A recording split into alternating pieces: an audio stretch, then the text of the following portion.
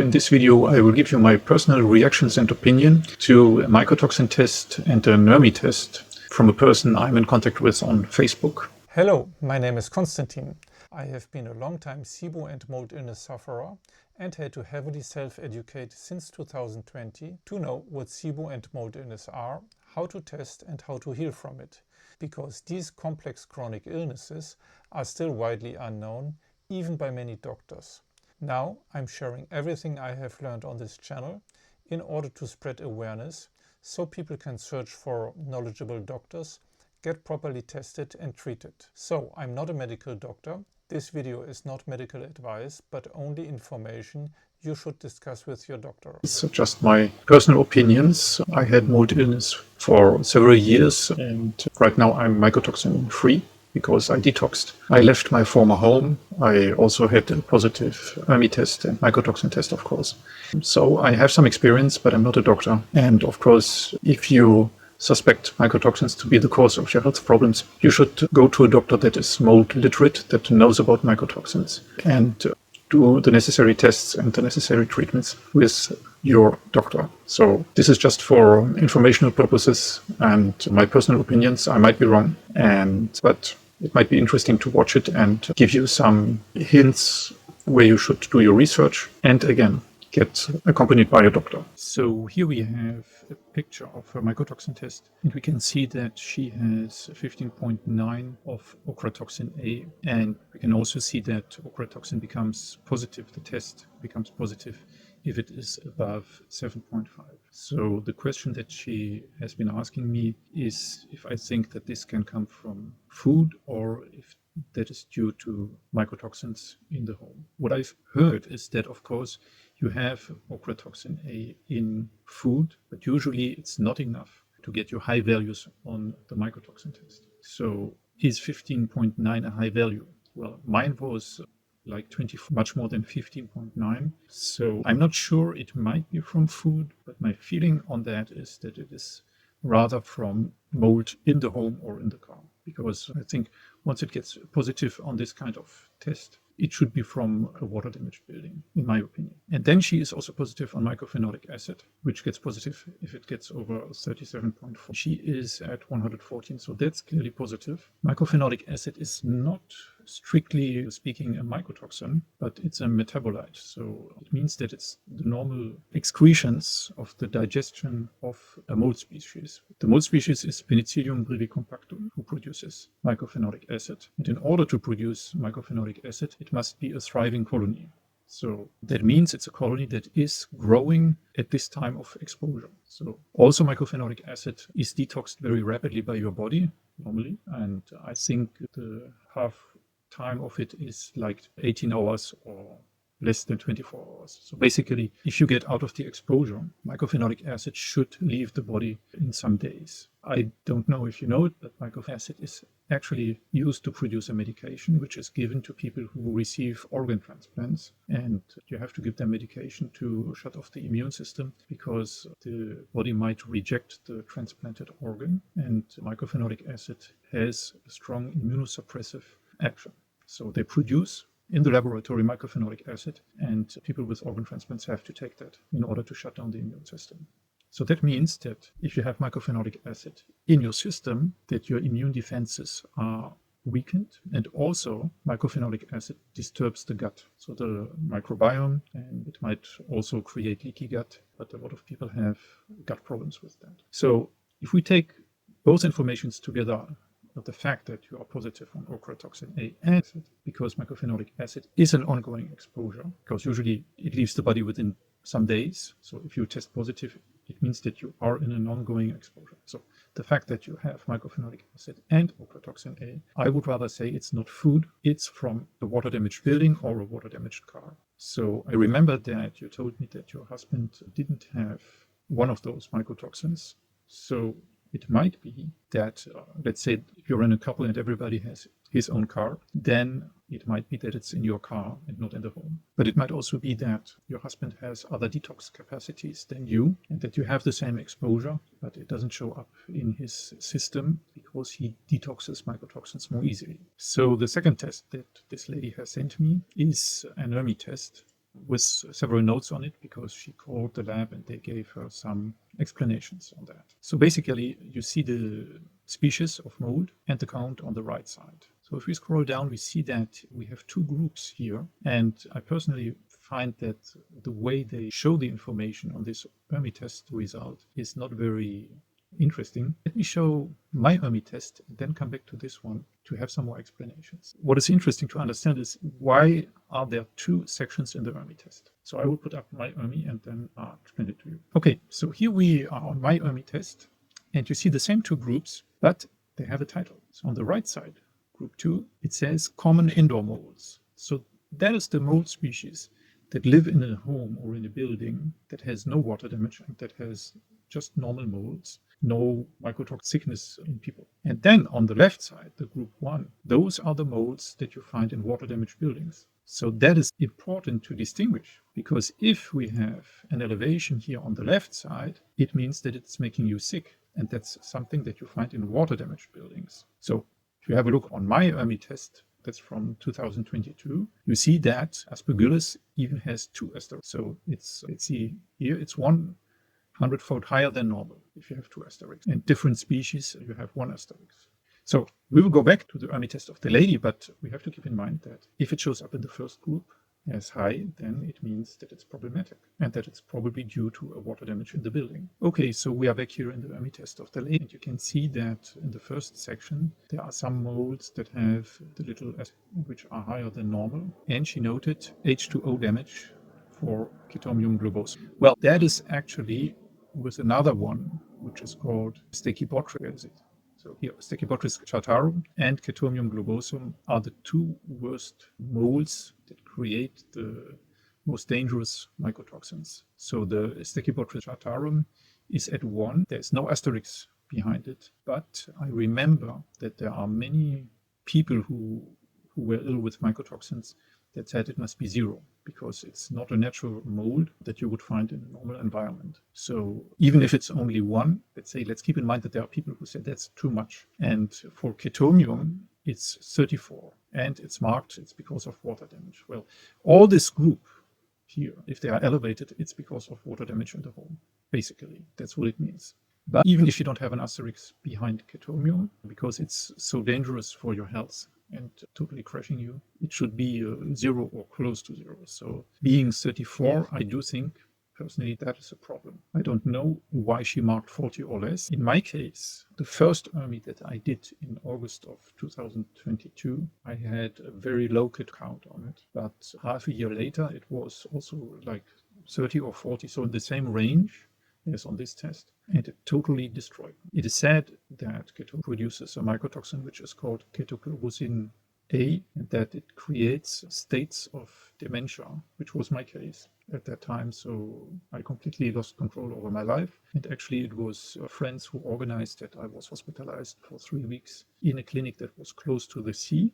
So there was fresh air coming from the sea that had no pollution whatsoever. And the funny thing is that when mycotoxins crash you so strongly, that when you get out of the exposure, usually within 45 minutes, you feel much better and your brain comes back, you can move again, etc. What also helped at that time was to take decontamination showers. You just rinse your body and your hair with water, because that gets away some mycotoxins that are on your skin or in your hair. And that also got me some relief, but because I stayed in my home at that time, it took, let's say, half an hour or an hour to get new mycotoxins in my system from the home and to feel very bad and be in states of dementia, basically. So then they put me into hospital, and after three weeks I was much better, but I decided not to go back into the home, and I moved out of it. And I also had to get rid of at least 95% of my stuff, because on personal belongings you can also have mycotoxins. So that is not necessary for everybody, it depends. The point here was, in my case, that when you detox from mycotoxin, you oftentimes,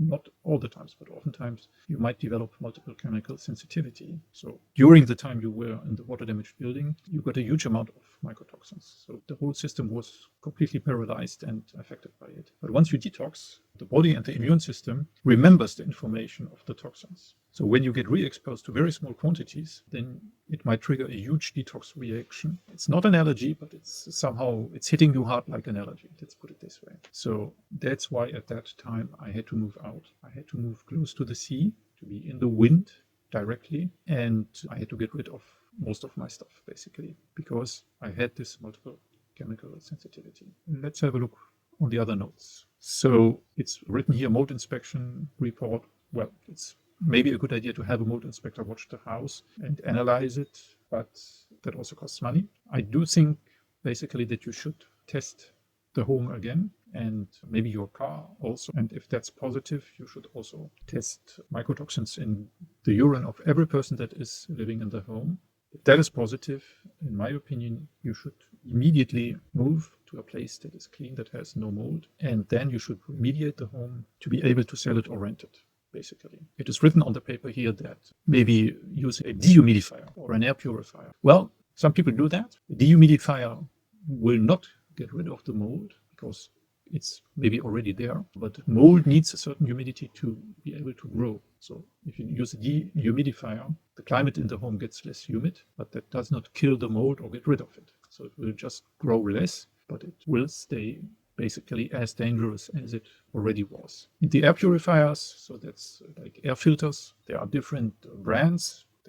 They come with a price tag as well. But the point is, it will not completely clean the air. So you will still be exposed to mycotoxins if they are in the home. And purifiers can get moldy after some time. So you cannot say for sure if it's like after 3 months or after 3 days. So basically, I wouldn't do that. I purchased an air purifier, even 2. I used it a little bit, but it doesn't solve the problem. And you don't know if it's moldy and thus distributing mycotoxins in the air. So what you should do is test the home, test the urine, and if it's positive, you must get out of the exposure. It's as simple as that. That's the only real solution.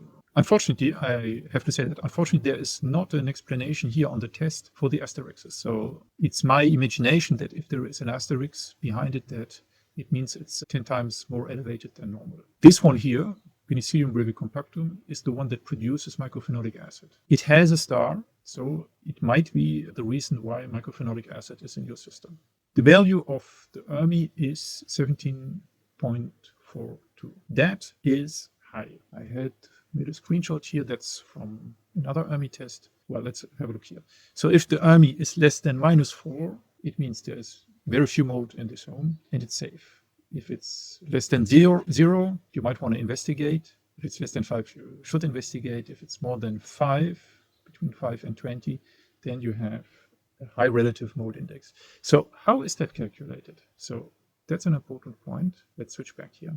So basically, they take the value of the water damage building molds here, the first group, and put it into relation to the second group, which are the normal molds. Okay, and that calculates ERMI value. So with 17.4, you are close to 20. So it's a very high ERMI score. And that, of course, means that you absolutely can get very sick in those buildings. So is that the reason for your health problems?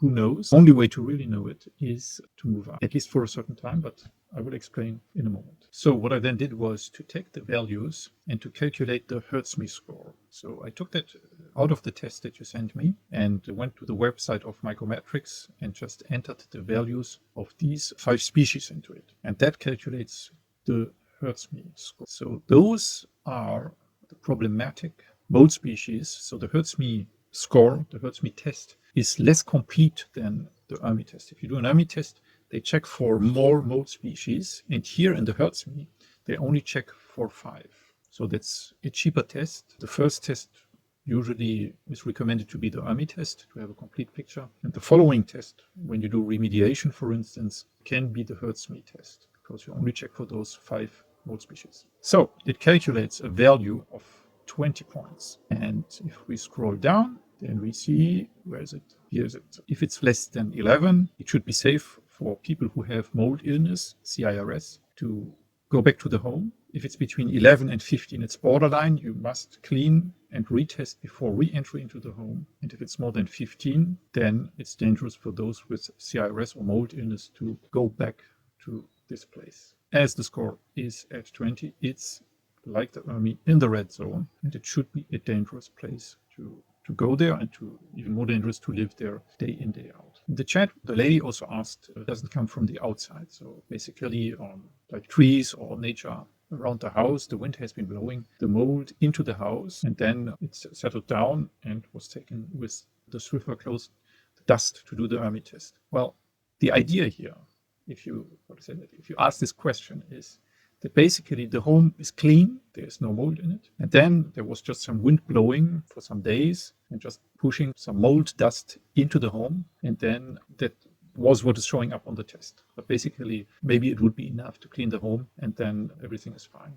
But the point is, if it's the environments of the home that are moldy, then this would continue to blow into the home and just be as toxic as if it was in the home itself. So in my opinion, but I'm not a mold specialist or doctor, if it's the environment, it would just mean the same thing, that you have to get out of the exposure. So you have to test if you have mycotoxins in your system and then retest the home, and you have to get out of the exposure. So if it comes from the surroundings of this place, it's just as bad as if it comes from growing inside the home. But personally, I do think it's in the home, because let's remember, you have the two groups on the ERMI test, and they are speaking here of molds that grow in water-damaged places. So if you have an overexpression, it's that you have it in water-damaged buildings. If it's in the nature, the mycotoxins usually just evaporate and there's enough wind, etc. Normally, you will not get sick of that. There are cases, if you read the groups on the internet, where people have been more sick in certain places of the environment. If you have,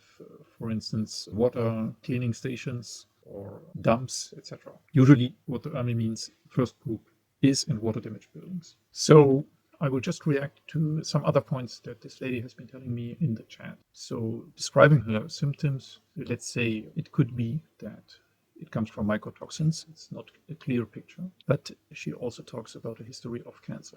So my reaction to that is that you should absolutely test if you have mycotoxins in the system still by the urine test. And then you should do everything, if that's possible, to get out of the exposure, to detox with a mold literate doctor, and to try to get back your health. Those are complicated, complex illnesses, indirect illnesses, meaning that mycotoxins first create an inflammatory state in the body, and then it attacks the weakest organ of that person, meaning that every person, even if they have the same mycotoxins, they can end up with completely different symptoms or illnesses, which are secondary illnesses. So it's an indirect illness, mycotoxin. I also asked this lady if she had amalgams, root canals, or dental extractions in her life. If you have amalgams, you can have mercury toxicity, which you should detox. You should get the amalgams out with a safety protocol, not with a normal dentist who just rips it out, which increases the toxicity for the body. Root canals, let's put it this way, often turn toxic as well. So if you have root canals, you should get them out by a biological dentist. And when you have dental extractions, they oftentimes form cavities in the jawbone, which are also known as Nikos, N-I-C-O. And the most recent research of a German professor, Lechner, in Munich, shows that in those cavitations, there are degenerated fat cells that produce RANTES or CCL5, actually causes cancer. So if you have tumors, it's known in oncology that you have an overexpression of RANTES or CCL5. And if you have in the jawbone cavitations which can be like 1 centimeter big, which are filled up with fat tissue that produces huge amount of RANTES, and that is distributed in the body, then it increases cancerous activity and metastasis. So if you have had dental extractions, you should go to a biological dentist and get at least a cone beam scan to get an idea if you might have cavitations and you need to get them out by surgery. You could also do cavitate scan, that is an ultrasound device which scans the jawbone for cavitations. So then she tells me in the chat that her car had a leak and the carpet was soaked before she had the mycotoxin test. Just yesterday, they pulled out the padding, and she intends to spray the carpet with hydrogen peroxide because that would kill mold. Well, just to say that again, if you try to kill mold, it will release more mycotoxins to defend itself. So many people get much more sick when they try to clean mold or to kill mold. Then the discussion continues, and she says that her husband already put out the carpet and the padding, and he had a horrible headache yesterday. So probably the fact to try to pull the padding out of the car increased the headache of the husband, because he had it before doing it, but it increased after he has been working on the car to get the carpet and the padding out of it. So you should not try to clean or remediate yourself. So in the end, I finally tell her that she has an ERMI of 17.4 and a Hertz-Me of about 20, which is in the red zone, and that she should do the following. Before leaving the home, you should test again if the home has molds in it or not, with another ERMI test, not the air sample test, but the dust sample test of the ERMI. You should also test for the car with an ERMI test and do a VCS test for all people living in that home. So that's a visual test, because when you have mold illness, it creates a general inflammation, and it also creates inflammation in the visual nerve. So you're not able to distinguish shades of gray. So you can do that on your computer, basically. Just type VCS test, mold illness, and you will find websites where you can do it. I think it costs about $15. So all people in the home should test with the VCS test if it is probable that they have mold illness. And if that is the case, then you should do the mycotoxins test again for all people living in that, of course.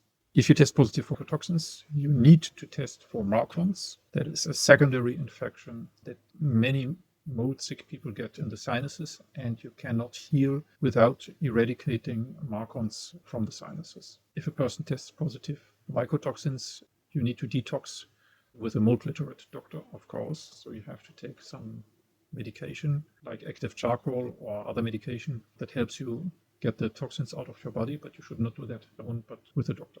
And well, in my opinion, if the ERMI comes back positive for the home, the best thing is to move. From all I read, I don't believe in remediation. There are people who do, but remediation is expensive, and you're not sure to really have eradicated all the mold colonies in the home. So if a mold colony was not found, or a was damage was not found, you still have a moldy home afterwards, and you invested huge sums of money. So in my opinion, if you did the tests, the ERMI test, the mycotoxin test, the VCS test, etc., and all those tests are positive and basically indicate that mold is the problem that is causing your health symptoms, then the best thing is to get out as soon as possible. You should not wait. Most people do. You should not try to clean like most people do, because, well, you can get much more sick than you are today. That was my case. And if you get more sick, then it gets much more expensive, because you lose more stuff. You should test, and if positive, you should get out as quick as possible into a clean environment and start detoxing and supportive medication with a good doctor who is mold literate. There is another option, I would say, and that is called a mold sabbatical, which is basically that you get out of your home. So you rent it like an Airbnb or a place that is clean. So to do it right, you basically have to do an ERMI test of that place. When you do the reservation, you order new clothes on Amazon that are delivered the day you get there. When you get there, you just go inside, you close the door, you get rid of your clothes that you were wearing when you were in the car and in your old home. You put that into a plastic bag. You seal the plastic bag, and you just shower abundantly to get any mycotoxins from your hair or body rinsed away. And you take the new clothes, and you stay ideally 3 weeks, but at least 2 weeks in the place. Many people feel much better when they are out of exposure, and many other people don't feel a difference, but they feel the difference when they go back after the mold sabbatical. And they go back into the home where they have been living for years and that has a mold problem. Well, the problem with that approach is that if mold is a problem in your home and you get back after 3 weeks or 2 weeks, and you crash so hard that you cannot stay in your home again. So you have to have a plan B prepared if you go back after the mold sabbatical. It might mean that you have to get immediately out and that you cannot go back. That's the problem with this approach. And that's exactly what happened in my case. I have been detoxing, which opens the doors, so to say, to get multiple chemical sensitivity. That's usually after detoxing. And then I went, in my case, it was only a week away into another place. Didn't feel too much of a difference. Maybe a little better, but it was not clear. But when I went back to my place, it was like 15 or 20 minutes, and I just crawled out on my 4 members out of the home because I couldn't walk anymore. So completely paralyzed. And that was when the Chetomium globosum was just added to my home, because the first test ERMI test didn't show it, but at that time there was Chaetomium globosum that was added into the mold colonies in this house where I have been living. So why was the Chaetomium added? Because I had somebody clean the place, thinking that it was not in the building materials like water damaged buildings, but it was just on the surface of the walls. Huge mistake, because the cleaning liberated some space for new mold colonies to come in and grow on that space. And that was Chaetomium, and that, well, almost killed me. So it's futile to think that you can clean a mold affected building. You can remediate, which means that you have to break out the infected building materials. So it gets very expensive, and you're not sure that it really works, the remediation. So in my opinion, what I would do is I would do the tests before to establish if your health problems come from a moldy home or moldy car. If the tests are positive, before deciding to move out, maybe I would do 3 weeks of a mold sabbatical. So you have to read up on how to do the mold sabbatical on the internet, but you have to know that it's not only that you have to book a room for 3 weeks, but you have to prepare a plan B where you go after the 3 weeks, because when you come back and you crash at your home, then you cannot stay there usually. So if you have any questions, you might post that into the comments of the video, and I will be happy to answer them. And I wish you luck. It's overwhelming. Yes, it's your whole life upside down. It's expensive. But usually if you get out of mold, you can get your health back. And that's the most important thing. Also, of the persons that are living with you, in your case, it's your husband and your daughter, kids can get sick as well. So mold is very dangerous. I'm much better. I got recently, some days ago, I got a root canal pulled out, and I have 5 other places in my jawbone where there are cavitations because of tooth extractions. And I think that I will be much better health-wise when I have finished that. So that's just another expensive part of getting my health back. Those are complex illnesses. There are multi-cause, multi-system illnesses. So probably it's not only mold. You might have your autoimmune disease. You might have like cavitations or dental problems. You might have mercury still in your system. You should do a provocation test, not a normal heavy metal test. That is not enough. You have to do a provocation test also with a doctor. Don't do it yourself. And you have to detox from everything. You might also have a look at Great Plains laboratory, which is called Mosaic's laboratory right now. They changed the name. They also have the organic acids tests. That might be interesting because sometimes mold go inside your body and create colonies over there. And you can see that on the organic acids test, which means you have to treat that with a doctor and antifungal medication. So good luck to you. If you found this interesting, then click on the next video here on the right side. But before that, if you like my videos and you want to support this channel and my work as an author, you can send me a tip or donation. Link in the first comment or description box. Do you have questions or need more explanations understanding this information? Click on the link below to find out how I can help you.